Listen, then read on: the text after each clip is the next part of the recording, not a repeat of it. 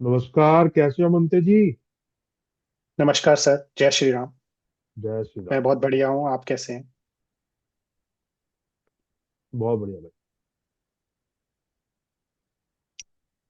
पूछो, क्या पूछना चाहते थे। First of all thank you sir.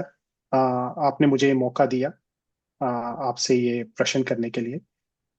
मेरा जो सवाल है वो हम्म। बेसिकली एक कॉमन पर्सन का सवाल है हम्म। कि जितने भी ग्रह ये आकाश में हैं, हम्म। अ, इतना दूर हमारे से होने के बावजूद भी how they affect us, how they affect the human beings on this earth. How the all the celestial bodies, ग्रहस, नक्षत्रास, उप नक्षत्रास which are very far away from us, how they are affecting us, ये आप कह रहे हो। Yes, yes,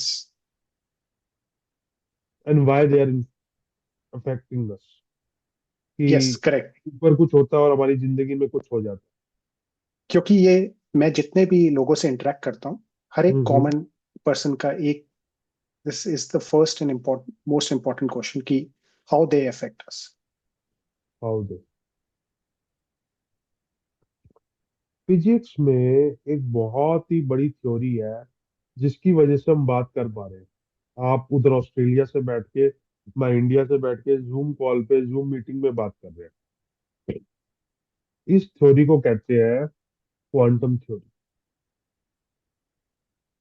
quantum physics. GPS इसकी वजह से चल रहा है, फोन इसकी वजह से चल रहा है, एलईडी इसकी वजह से चल रही है। ये थ्योरी क्या कहती है लेमन लैंग्वेज में, कि हमने एक पर्टिकुलर पार्टिकल के दो पार्ट्स कर दिए, विभाजित कर दिया, जी, डिवाइड कर दिया। और एक जी, पार्टिकल को हमने एक तरफ रख लिया, एक पार्टिकल को हमने एक तरफ रख लिया। दो जी। एक ही प्रोडक्ट्स को हमने एक ही चीज से जो उत्पन्न हुए उसको हमने हम्म, विभाजित करके अलग अलग जगह रख दिया। हम्म, तो उनकी जो एटम्स है, जो हम्म, उनके पार्टिकल्स है, हम्म, जो उनकी वेव्स है, तरंगे हैं, हम्म। वो आपस में एक दूसरे को प्रभावित करती है, आपस में एक ओके। दूसरे पे रिएक्शंस डालती है। और इसकी एक स्टडी भी हुई थी, नीदरलैंड्स में इसकी एक स्टडी भी हुई थी। मैं कोशिश करूंगा हम्म, वो मैं इसके पिंग में डाल दूं, जी। कि एक हीरे को दो पार्ट्स में डिवाइड कर दिया था नीदरलैंड। ओके। और उस हीरे को 2-4 किलोमीटर के रेडियस में अलग अलग रख दिए थे, दोनों उसके एक ही जो वो थे। और उस पर रिसर्च चल रही थी। और उसमें पाया गया उसके इलेक्ट्रॉन एक एक दूसरे को प्रभावित कर रहे हैं, एक दूसरे को रिएक्ट कर रहे हैं। एक हीरे में कुछ होता था तो उसका रिएक्शन दूसरे हीरे में भी आता था। और साइंस की जो मैगजीन है उसका नाम है जनरल नेचर, बड़ी प्रेस्टिजियस मैगजीन है साइंस की। उसमें ये चीज, ये थ्योरी पब्लिश हुई, जिसमें कहते हैं कि two particles from one main particle, two particles divided from one main particle, या उत्पन्न हुए हैं, या क्रिएट हुए हैं, या डिवाइड हुए हैं एक मेन पार्टिकल से। उन दोनों जी। के रिएक्शंस एक दूसरे पे रहते हैं, चाहे जो मर्जी डिस्टेंस हो। ओके। हम उसी पार्टिकल का प्रोडक्ट है, हम उसी पार्टिकल का नैनो पार्टिकल है। हमारे 27 नक्षत्र माने जाते हैं। जी, हर नक्षत्र का एक स्वामी है। वो जी। नक्षत्र हमसे कई हजार लाख किलोमीटर दूर है। करेक्ट। मेरा तो सबसे दूर है, स्वाति नक्षत्र। स्वाति नक्षत्र फ्रॉम दी अर्थ सबसे फारदेस्ट नक्षत्र, 32 डिग्री साउथ। हाँ जी, कई लाख लाइट ईयर्स दूर है स्वाति नक्षत्र।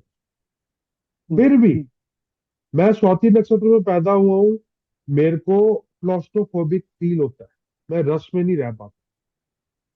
मेरे को आज भी सर्दी चल रही है इस समय दिल्ली में, आज भी एक नंबर का पंखा चाहिए कि मैं सांस ले पाऊं। मैं अपने घर के खिड़की दरवाजे खोल देता हूँ। आप हो कृतिका नक्षत्र में पैदा हुए हो। स्वाति नक्षत्र के लॉर्ड है वायु, कृतिका नक्षत्र के हम्म, लॉर्ड है अग्नि। अग्नि। क्या आपको एसिडिटी होती है?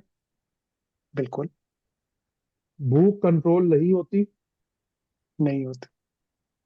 ये जो आपके लॉर्ड है अग्नि, जो कृतिका के लॉर्ड है और जो मेरे वायु के लॉर्ड है, इनके करेक्टरिस्टिक्स हमारी बॉडी में आएंगे ही आएंगे, क्योंकि हम उस क्वांटम थ्योरी का ही पार्ट है। सो ये कहा जाए कि जो 5 एलिमेंट्स जिससे हमारा ये शरीर बना है, हम्म। उसी का कहीं ना कहीं एलिमेंट का हम एक पार्ट है। बिल्कुल। जल, वायु, अग्नि, पृथ्वी, आकाश, काश। उसमें से हमारी कुंडली में जो चीज की प्रधानता ज्यादा है, प्रधानता मतलब प्रायोरिटी। जैसे मान लो आप कृतिका नक्षत्र में पैदा होते हो, मैं एक हाइपोथेसिस सिचुएशन लेता हूँ, मुझे आपकी कुंडली नहीं पता, नक्षत्र नहीं पता था, कि आप मेष लगन में पैदा हो गए, तो जी। कृतिका नक्षत्र की भी प्रधान चीज है अग्नि, और मेष लगन भी अग्नि तत्व हो गया। करें। अब कृतिका नक्षत्र मेष लगन में भी है और वृष लगन में भी है, या हम्म, मेष राशि में भी है, वृष राशि में भी है। राशि वो में। कृतिका नक्षत्र भी अपनी करेक्टरिस्टिक चेंज कर लेगा। मेष वाला ज्यादा अग्नि तत्व की तरफ होगा, वृष वाला पृथ्वी तत्व की तरफ हो जाएगा। ओके। तो इस क्वांटम थ्योरी के बिहाफ पे हम ये बोलते हैं कि जितनी मर्जी दूर हो वो चीज जो हमें इफेक्ट कर रही है, वो क्वांटम थ्योरी है, वो तरंगे हैं, वो रेडिएशंस हैं, वो एटम्स हैं, वो पार्टिकल्स हैं जो इफेक्ट करते हैं। जो विराट पुरुष हैं जिनको हम विष्णु जी कहते हैं, उनके 25% पार्ट से पूरी सृष्टि बनी है, जिसमें सब कुछ इन्वॉल्व है। 75% को आज भी डार्क एनर्जी कहते हैं, जीरो पार्टिकल कहते हैं। और ये रिसर्च कहाँ पर है? जनरल नेचर और बहुत सारी जगह ओके। मिल जाएगी। जनरल नेचर एक बहुत प्रेस्टिजियस मैगजीन है साइंस की, उसमें तो मिल जाएगी। यार कितनी सारी गैलेक्सीज है हमें पता ही नहीं है। जितनी काउंटेड है वो सिर्फ काउंटेड है, उससे ज्यादा है। 12 सूर्यों का नाम ब्रह्मांड में लिखा हुआ है। ये सिर्फ एक थ्योरी है, 12 सूर्य 12 मंथ्स को रिप्रेजेंट करते हैं। ये एक थ्योरी है, लेकिन एक थ्योरी है कि 12 ब्रह्मांड है। और इसी प्रकार से आप ले लीजिए मून।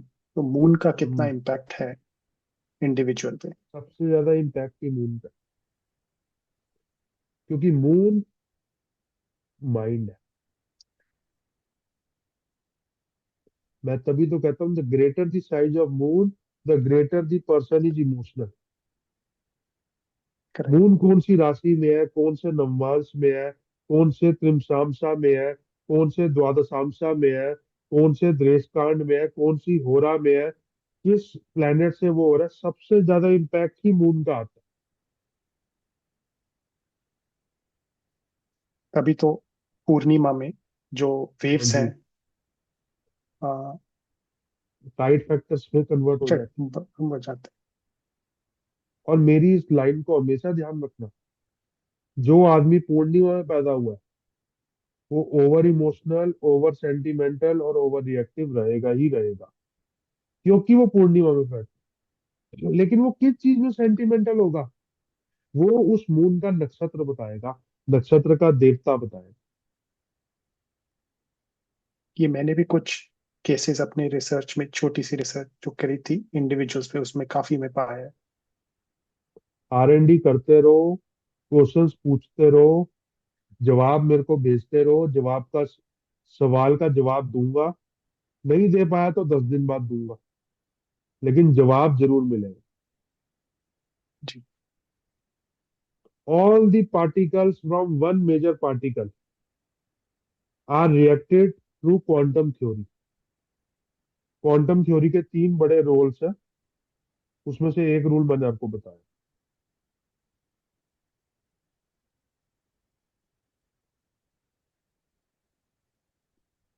और और फॉर इंफॉर्मेटिव। ये साइंस से रिलेटेड बात है, और साइंस और शास्त्र आपस में रिलेट करते ही करते एक रिक्वेस्ट और है कि ये जो आपने इंफॉर्मेशन शेयर की है हैं।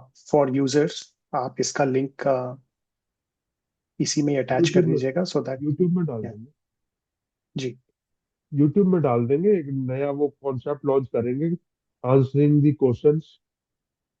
और जितने भी ग्रह हैं, जितने भी नक्षत्र हैं जिसमें हम पैदा होते हैं, तो हमारी एम्बिकल कॉर्ड करती है, जो भी उस टाइम हमारी सिचुएशन होती है, लॉन्गिट्यूड, लैटिट्यूड, डेक्लिनेशन, कौन सा ग्रह, या नक्षत्र, नक्षत्र की कौन सी पदा में हम पैदा हुए हैं, हर चीज का जो रिएक्शन है हमारी बॉडी में आएगा। अब इसको समझना कैसे है, ये अपने आप में पराशर और शास्त्र, सारावली, जैमिनी सूत्रम को ढंग से देखते हुए, एनालाइज करते हुए हमें पता चल जाएगा। We have to be a good astrologer, या and good astrologer is always learning. Learning should never stop. चलो, आज के लिए इतना ही। Thank you sir, thank you जय Shri Ram. For this good explanation, thank you. जय जय श्री श्री राम।